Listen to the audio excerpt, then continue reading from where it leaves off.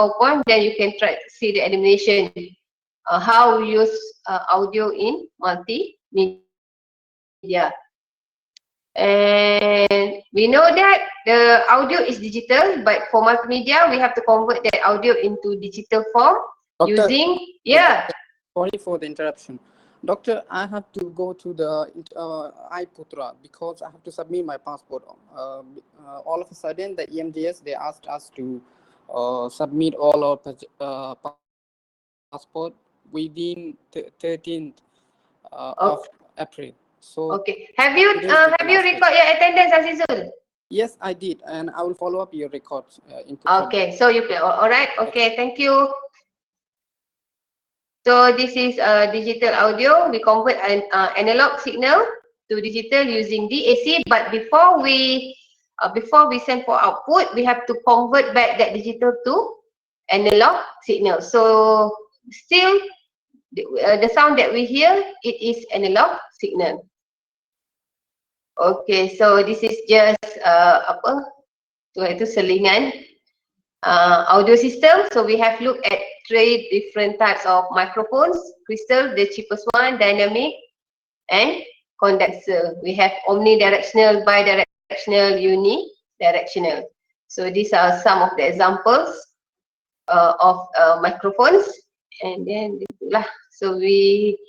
So what we should know, one is the principles of that microphone, and also the direction of the sound that the microphone can receive. Okay. Okay, speaker. I think speaker dah cover kan? I have covered in the previous class, right? Okay, so this is just types of speakers, audio output devices. Okay, I think I'll stop here. Okay. So there is one term in audio ni, audio we call it as sampling. So sampling audio input from a source is sampled several thousand times per second. So to get a sharp signal, sharp input, we need to sample it more. We need to sample it more in 1 second. Dia macam frequency, as you know, frequency is number of oscillation in 1 second, right? So same like sound. So we call the term is called sampling. And okay, so this is to get a sharp signal, to get a sharp sound, we have to know the sampling size. Okay, and then we can see here. So this is sine wave. Okay, if it is undersample, so this is the signal that we receive. We can see noise here. So this one is a pulse signal. So this is a apa namanya? This is a good pulse signal. But if it is undersampling, then you can see you see signals with not sharp signals. So this is dithering wave. Okay, so in order to get a sharp signal, you should know this is the term that we call this as sampling rate. So what is sampling rate? The frequency of sampling. So this is the frequency of sampling. Okay, so if you have low sampling rate, then that means you can capture lower signals in 1 second. So if you see here for sound, it can range between as low as 5,000 or as high as 90,000 samples per second. And how we determine this? This is important factor in determining how accurately the digital sound represent the analog sound. So there are a term here in sampling rate called fidelity. Okay, fidelity is how closely or accurately the recorded version is to the original sound. So like now, this is I'm not sure what is the sampling rate for a big blue button, but what you hear, my original sound is just about you can hear me clearly. Alright, you can hear me clearly at your side. So unless there is an internet connection, that is another disturbance. But fidelity is we want to see how accurate the recorded version is to the original sound. So later on, when you apply the recorded lecture, you can see you should be able to what the sound quality should be high quality, good quality. And however, we know that this one will affect the storage space. So higher fidelity will require more memory space. So that's why in big blue button, as you know, the recorded video can be stored in the Putra Blast only, I think only for 2 weeks. 2 weeks ke 1 week, I'm not sure. Why? Because if I have all the lectures recorded, then it will take more spaces. So that's why they just limit for a certain period of time, unless, so this is I'm not free. So free, you have limited time to store your recorded video. So why? Because of why they don't provide apa? They don't provide the recorded version for all time because of this. It will take more memory space. So high fidelity, that means more memory space required. But some cases you don't need to higher fidelity. So you just should know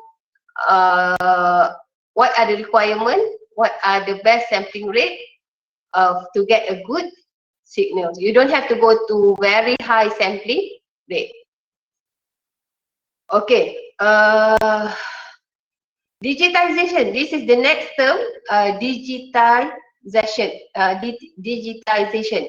So digitization is the process of assigning a discrete value to each of the sample value. So this one happen when you design, when you have your analog to digital converter. So we have in digital, we have bit, right? Bit and byte. So you know that 8-bit digitization, the value is between 1 to 8 to 1 to 7, minus 1 to 8 and 1 to 7. And 16-bit is from this number. So can someone answer how we get 1 to 8, 1 to 7 and 16-bit here, 32, 76, these numbers? How do we get these numbers? 8-bit digital, 8-bit ni. Macam mana dapat? 1 to 8, 1 to 7, 3 to 7, 6, 8, 3 to 7, 6, 1, 7. Who want to try? How do you get this number? 2 power of n minus 1. Yes, 2 power of n minus 1. This one, you relate balik dengan subject digital system. Ada belajar kan digital system? So you can 2 kali 2 kali. Now I'm testing. Confirming. Kali 2. Saya dah lupa macam mana nak guna calculator 2 power of 8. 4, 5, 6, 7. 1, 2, 3, 4, 5, 6, 7, 8. Lebih ni. 2 kali 2 kali 2 kali 2. Dia ada 512 tapi start daripada negatif to 1 to 7. And the same thing with 16-bit ni. And of course bila you buat digitalization ni, dia akan it can introduce new signal. So however, higher bit of sampling will reduce noise, macam I mentioned earlier. Okay. Okay, this one. Kat mana awak belajar pasal Nyquist theorem? Pernah belajar Nyquist theorem tak? Have you heard about Nyquist theorem? Have you heard about Nyquist? In control. In control ada, in communication pun ada. So this is not a new term. So what I would like to highlight again, how what you have learned in EE can be used in other subjects too. But I will not touch in detail about all this apa theorem ke formula ke, because you have learned it in the previous courses. Okay. And then I think dalam communication theory pun ada on Nyquist theorem. Okay, in Nyquist theorem, okay, the sampling frequency determines the limit of audio frequencies that can be reproduced digitally. So anything that you do, Okay, apa-apa pun yang you buat, there is you cannot just simply put any numbers, any frequency ke, any sampling rate ke apa, but because kurang it will give, if too low it will apa deteriorate the signal, but if you give more than it requires, then it could take more storage, patutnya tak perlu. So so based on this Nyquist theorem, okay, based on Nyquist theorem, a minimum of 2 samples per cycle is necessary to represent a given sound wave. So for example, kita want we want to represent a sound with frequency of 440 hertz. Okay, 440 hertz. So to sample it, okay, to sample it is necessary to sample that sound at a minimum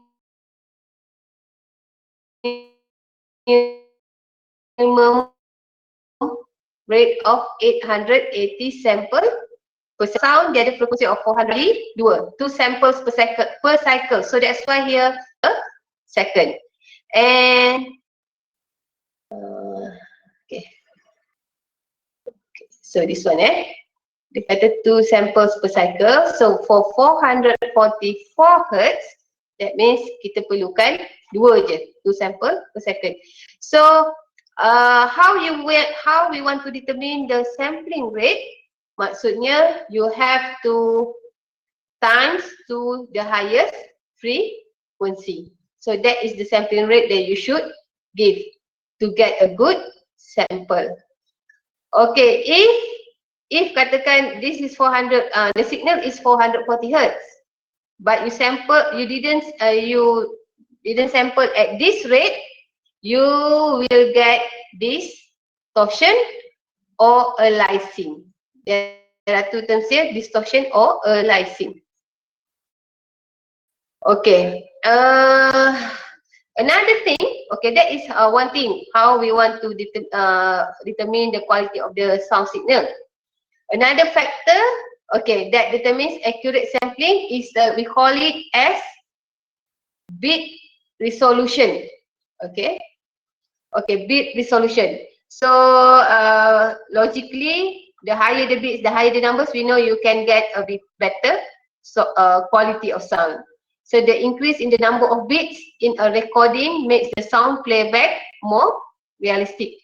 And we have heard mono sound ke stereo. Pernah dengar kan mono versus stereo? Okay, so mono ni sebenarnya is a generic term. As you know, kalau you jumpa je perkataan mono, it usually means satu, one. So audio recording on one channel, we call it as mono. It's a less realistic, flat, not dramatic, but requires smaller file size. So how we determine this file size? Okay, file size can be determined by this equation: sampling rate time duration of recording in seconds times bits per sample divided by 8.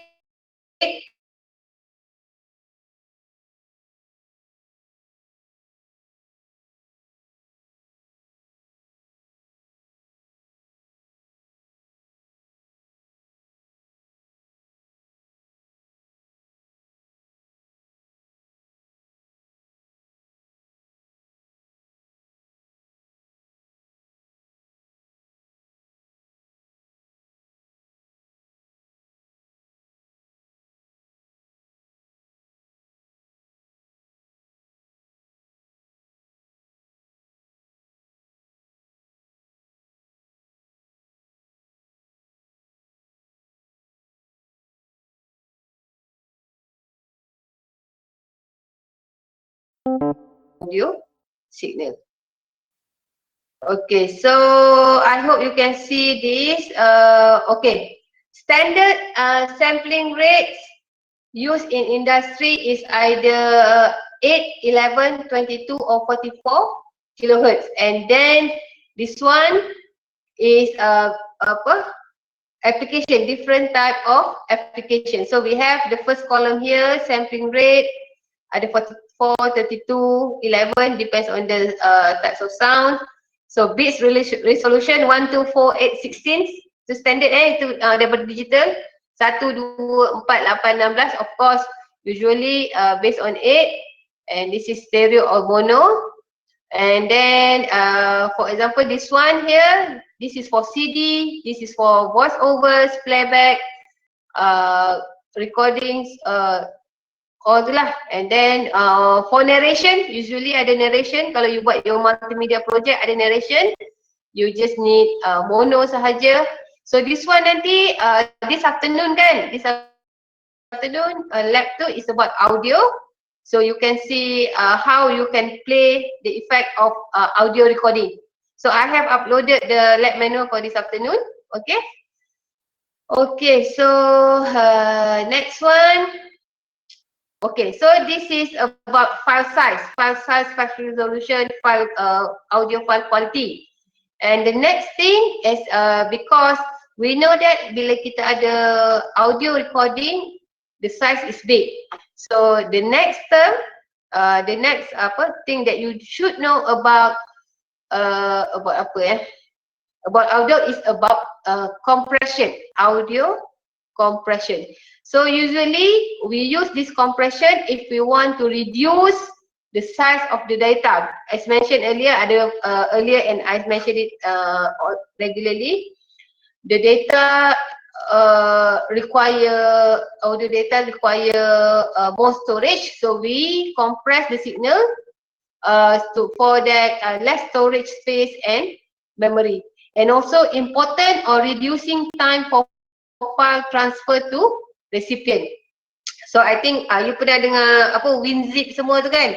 WinZip usually that is for text ke apa, you compress the file so that dia kecil, easier to transfer because some email dia ada limitation berapa meg, even dalam Putra Blast pun if you were to upload a file assignment, dia ada maximum size that you are allowed.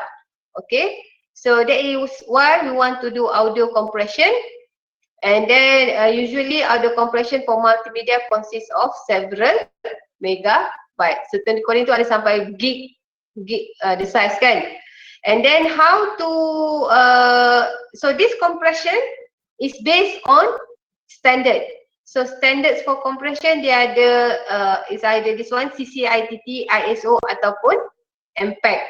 So CCIT ni it is used for Consultative Committee for International Telephony and Telegraphy. ISO is International Organization for Standardization, and MPEG is Moving Picture Experts Group. So there are different standards on how you can compress your audio signal. Audio compression again, of course, there are limitations or constraints of compression in multimedia system. Sometimes ada quality if you compress, you should have, even though after compress, the quality of the reproduced data or compressed data must be adequate for application. And the technique that you use for the compression should have minimal complexity. Tak payah cari yang complicated technique. So the complexity should be minimal because when minimal usually dia lagi cheaper. And then processing algorithm doesn't take too long. So some technique require too long time to compress and support various audio data rates, must be compatible with various reproduction systems. So that's why we have those 3 standards that I mentioned earlier. Okay, so types of compression. Okay, Dia ada we call this lossless compression. Lossless compression, that means data not altered or lost. Kita compress, data tu still sama, but we have reduced the size. So dia ada banyak type of compression, lossless compression ni packed bits encoding, CCCIT, and then all this pun ada banyak group. CCIT ni ada different groups, and this one is called Lampel, Zich and Welch algorithm. So all these are compression technique for lossless compression. And the other type of compression, just now yang ni, this is lossless compression. The second one is lossy compression. So lossy compression, that means daripada nama you should understand. So with this compression technique, you might lose of some information. And there are two techniques here, ADPCM and also MPEG. These are the most common compression technique for audio file. So sebenarnya dia ada banyak, image pun ada compression, semua benda ada compression. The main objective, the main aim of this compression is you want to reduce the size, data size. So what is ADPCM? So this is for lossy compression. Ada dua type tadi kan. So this is adaptive differential passcode modulation. So this one, kalau you dah ambil communication theory, you ada belajar kan passcode modulation, demodulation technique. So for this compression technique, they use based on differential passcode modulation. Okay, family of speech compression and decompression algorithm. So usually achieves 40 to 80% compression. Digital encoding is achieved by sampling the audio signal at different frequencies. So I will not explain. This one semua apa-apa yang dia punya teknik ni, you don't have to know in this subject. For multimedia system, you don't have to know in detail what happened in that algorithm. Okay, so this one, this is ADPCM lagi. Okay, so ADPCM, it compresses the signal by encoding and storing only the differences between the values of successive sample in the data stream. Dia ada differential, sebab tu dia ada differential passcode modulation, right? So dia ada pakai, dia encode the signal and store, dia cari the difference between two signals in consequence, successive samples tu. And MPEG, I believe you have heard this regularly. Selalu ada kita punya video, selalu MPEG, MPG. So it used for audio compression as well. It is a acronym for Motion Picture Expert Group. Okay, dia, saya besarkan lah. Okay, so started in 1987. So it can compress original audio on a CD by a factor of 12 with sacrificing quality. So audio coding pun dia ada banyak layer, ada banyak jenis. Layer 1, layer 2, or layer 3. The difference between these layers are dia punya compression ratio. Okay.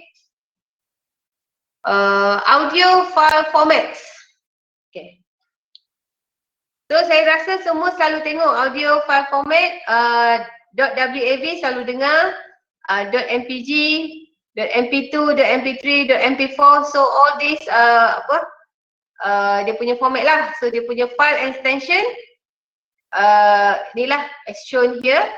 And then as you can see, name of the audio file, we have MLAW, Audio Interchange File Format, AIFF, Resource Interleave File Format with RIFF, and Motion Picture Expert Group. So these are description for each file format. Okay. Ni saya tak nampak lah. I think this is because saya besarkan gambar dia tu. Tapi if you download the PowerPoint, you can read clearly. Okay. So as you can see here, this description daripada apa yang ada lah. And then the platforms, Sun and Next. Have you heard about Sun and Next? And then this one for Macintosh and Silicon Graphic. So that's why we selalu nampak .wab because most of us are Microsoft and IBM users. And this one MPEG ni almost off platform. And this is this audio file is the most popular of standards today, defined by ISOs, support 3 layers and compression technique used at the psycho acoustic model. So ni ada lagi, banyak lagi ni, ada MIDI, .MIDI, .mod, .smp. So all of these adalah different types of audio file with description, and they can be used at different platforms. So you can see that ada what type of audio file that can be used on all platform. Okay. Okay, so this is just summary from that table just now. Audio file format. So a file format. Okay, why we as we know, different file format determine the application that is to be used for opening a file. Tahu kan, kalau format tu tak support this application, then you cannot open the file. So I believe you have experienced this. And then this is, okay, following is the list of different file formats and the software that can be used for opening a specific file. Okay, sound may be stored in this format, AIFF, WAV or AU files, but on the internet, kat internet, kebanyakannya guna MP3 format. MP3 format is dominant, and then MP3 can be stored in QuickTime ataupun Flash movies. Okay, we have all this one. Usually dia akan convert ke MP3 sebab most of nowadays ni everybody is using internet. Okay, so we have look here just now, kita dah tengok mula-mula tu file size, audio file, and then compression technique, and then this is file format, and the fourth one is audio processing software. So what is the function of this software? It is used to manipulate, process or play the audio signals. For example, reduce noise, expand the channels, mixing sound, change the bit depth, ataupun sometimes in the investigation from that noise audio, you can extract, you can decompose the signal and break it into different frequency range, and then you can detect background noise, audio suara orang. So all this can be done using audio processing software. So these are examples what this processing software does. So this is one example, Multimedia sound edit. So edits a variety of different formats audio file, and then you can do different effects. So you can amplify, backwards, equalizer, envelope. So this one depends on what you want to do in your multimedia application. Okay, this is one example of software. This is another program, another software, Cool Edit or Adobe. Okay. Okay, sound editing programs use a timeline interface with multiple tracks. Okay, we split as waveform, which are mixed down to produce. You can break it into stereo or mono output, and then they have short loops that you maybe can be used to create voices for samplers, or longer loops to build songs from repeating sections. So all these adalah feature dalam audio software tu. So banyak application. So ni just example. I'm just sharing some examples. So benda ni memang you have to explore, and you will explore when you, sekarang mungkin you don't feel to explore, but when you have your project or multimedia, then you will explore what can you do to create interesting, okay, useful, informative presentation. And then this is just I shared what can you do with that software. So there are trimming. Trimming from the name, you should know trimming, you to remove dead air or blank space from the front of recording and any unnecessary extra time off at the the end. It's not apa any unnecessary extra time off. So you know when you record, kadang-kadang you want a perfect recording, but when you do the real time recording, adalah bunyi-bunyi that you don't want, or sometimes you stumble upon your words, so you want to remove that. So you can do this through trimming. Trimming even a few seconds here and there might make a big difference in your file size. And trimming is typically accomplished by dragging the mouse cursor over graphic representation of the recording and choosing a menu command such as cut, paste, clear, erase, silence, etc. So all this, benda ni nanti you should be able to try this during your lab session. Volume adjustment, format conversion, so I will not explain in detail. So this is what can you do with the software. Some just sharing, resampling or downsampling. Okay. So this one, tadi kita belajar pasal sampling rates, right? If you have recorded and edited your sounds out, katanya ada 16-bit sampling rates, but are using lower rates and resolution in your project, you can resample or downsample the file and it will save considerable disk space. So this one, sound fade ins, fade outs, equalization, and also time stretching. So please, you will use this, try this in your lab. Maybe not all, one or two, and also for your multimedia assignment project later on. So this is again digital signal processing ataupun reversing sounds. Okay, so memang there are so many things that you can do. You just click, but you have to learn how to use it. Okay. Splicing, assembly. Okay, this is ada filters juga. Also filters. So nampak tak? This is the signal. Filters and gates are used to correct defects. Contoh, remove noise or to enhance or modify sounds. So for example, this one, the signals to the frequency range from 0 to 14. If you do low pass filtering. Low pass filtering, what does low pass filter mean? Apa maksud low pass filter? Anybody want to try to answer? Apa maksud low pass filter? Ni pun saya ada ajar ni masa first semester ni. We are using tu. Filter low pass frequency. Low frequency. So that means low pass filter dia accept low pass frequency more than tu, lebih daripada tu dia akan buang. So if you can see here, the signal kata dia buat low pass filter until 3 kHz. So that's why after filtering you can only see 0 to 3 kHz here. Higher than that semua dia remove. So that is how you use low pass filter or high pass filter or band pass filter in your audio. Okay, this is high pass filtering. Okay, high pass filtering. Okay, so this is usually how the audio signal look like. Yang atas bawah ni kan. So you can see that kalau tengok yang atas ni, so this is in terms of frequency spectrum. Frequency spectrum, you can see that the signal have this frequency. Okay, and then boleh nampak beza nampak beza antara top and middle signal here after high pass filter is applied, same like the audio signal here.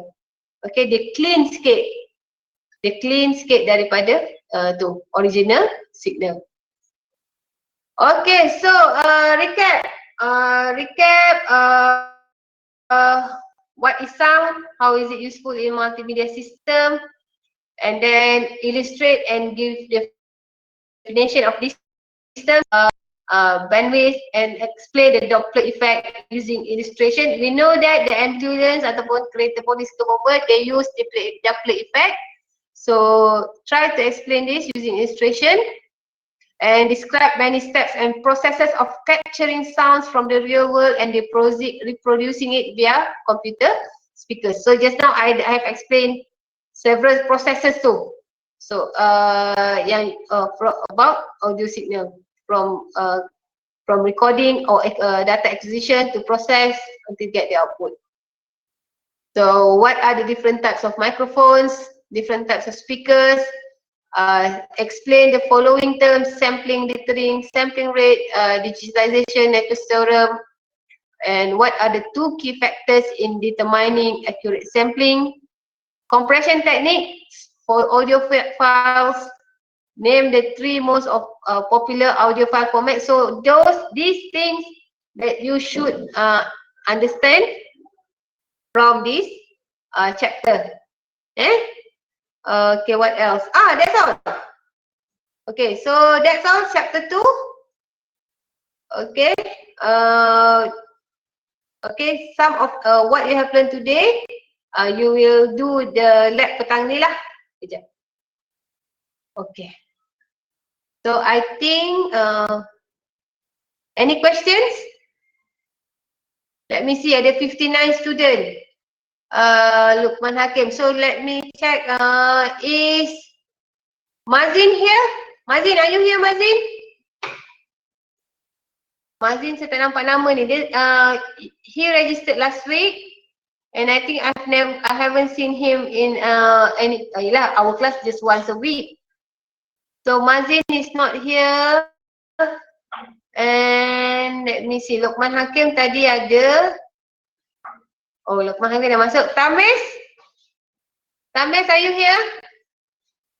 Tamis ni, I've heard from other lecturers, you have issues to attend class. Please attend class, please. Issues with submit assignment. Okay, as this course, this subject, not easy to fail. Okay, not easy to fail, but usually some students, based from previous class, they don't submit the lab report, and I don't have assignment. We will only have one assignment, project assignment, but you have to submit lab report. Okay, last night I checked in Putra Blast, only 9 students have submitted report. So others, please submit before the deadline. Okay, through Putra Blast. Okay, Tarmes tak ada. Levin Raj, please contact Tarmes and inform him about this. Adli Hakimi ada? Adli Hakimi. Okay, Adli Hakimi. Okay, Adli Hakimi. So, you second year ke third year? Third year.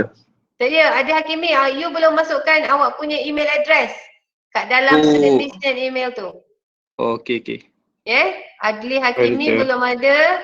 Ni semua group lab 2 ni. Group 2 lab. Hazirun Mustaqim, ada tak Hazirun Mustaqim? Hazirun Mustaqim. Mana Hazirun Mustaqim? Hazirun Mustaqim, please. Dia pun we'll see. Kalau ni selalu tak isi-isi juga ni, maksudnya tak datang kelas ke apa? Lim Ziyang, are you here? Yes, Syahrul. Yes, please. Please update your email address also with Syahrul Hilmi Palahudin. Syahrul Hilmi ada? Syahrul Hilmi? Syahrul Hilmi ni, I think you are ex-diploma student, third year, second year student. So please, because for lab session, the demonstrator, Kausar, she will send you the link for the lab session. So she will refer to here. So I afraid if you don't update your email here, then you will not have, you will not receive the information, the lab session for the lab, the link for the lab session. So please, I will check again next week. Lim Ziyang, Syahrul Helmi ni, I hope you attend. Nanti later I check the attendance. Okay, so Let me see. Sekejap Calendar. So now we are on week 4 kan sekarang? Week 4. Yes, Doctor. Okay, week 4. So we have I think that's all. I'll see you again next week and we'll enter chapter 3. Next week is week 5. So thank you very much for the Muslim students. Selamat berpuasa. We'll fast tomorrow. Okay? Selamat berpuasa juga, Doktor. Terima Okay. kasih, Doctor. Okay. Okay. Alright, that's all. I stop recording and I will upload the notes after this. Okay. Thank you, Thank you, Doctor. Doctor. Okay, bye. I will end the meeting now. Thank you, Doktor. You're welcome.